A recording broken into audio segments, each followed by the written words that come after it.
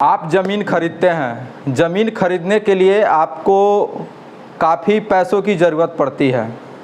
हर आदमी अपने क्षमता के हिसाब से अपने लिए ज़मीन खरीदता है और ज़मीन खरीदने के लिए उन्हें कहां कहां से पैसा व्यवस्था करता है और कितने समय लगते हैं उनको एक एक पैसा अपना इकट्ठा करके और वो ज़मीन खरीदते हैं। लेकिन ज़मीन खरीदने के बाद भी जब असली भाग दौड़ होती है, जो ज़मीन आप खरीदे हैं वो ज़मीन पूर्ण रूप से कागजी कार्रवाई में आपकी तब होती है जब उस ज़मीन का दाखिल खारिज होता है। तो आपने ज़मीन खरीदने से पहले जो भाग दौड़ किया तो वो भाग दौड़ आपने सिर्फ पैसे के लिए किया, लेकिन ज़मीन तो आपकी रजिस्ट्री हो गई, लेकिन कागज़ के हिसाब से, पेपर के हिसाब से वो ज़मीन आपका तब होगा जब उस ज़मीन का दाखिल खारिज हो जाएगा।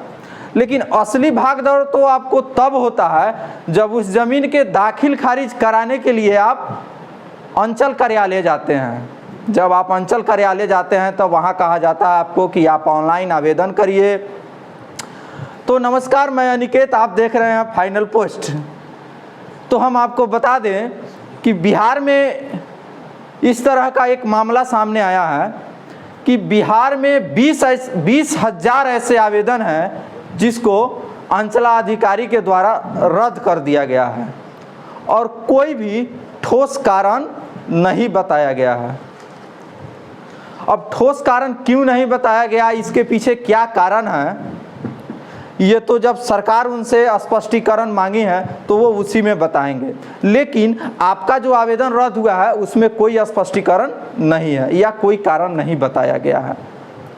लेकिन जब आप कार्यालय जाते हैं तो ये पूरे बिहार की बात हम बता रहे हैं कि पूरे बिहार के अंचल कार्यालय में हर जगह आपको 2-4 दलाल ऐसे मिलते हैं जो अपना फीस वसूलते हैं आपसे।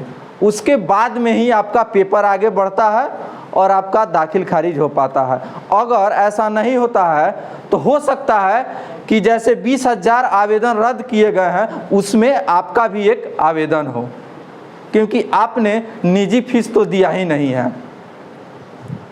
तो 20,000 आवेदन जब रद्द हुआ तो सरकार का ध्यान आकृष्ट हुआ इधर।